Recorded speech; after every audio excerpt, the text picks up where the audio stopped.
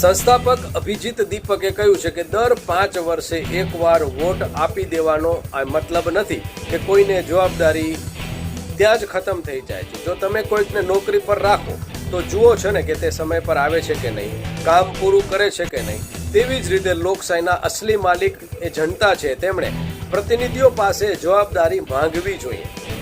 સીજેપીના પ્રવક્તા સૌરભ દાસે જણાવ્યું છે કે 6 જૂને અભિજીત દીપકે તમામ સમર્થકોને દિલ્હી એરપોર્ટ પર સવારે 8 વાગે આવવા કહ્યું છે.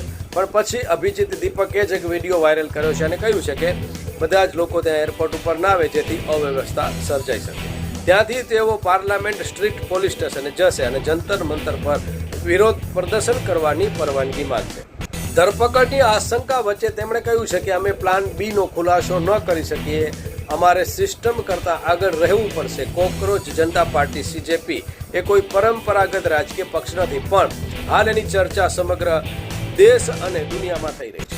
પરંતુ સોશિયલ મીડિયા પરથી શરૂ થયેલું એક વ્યંગ્યાત્મક અને પ્રતિકાત્મક યુવા આંદોલન છે.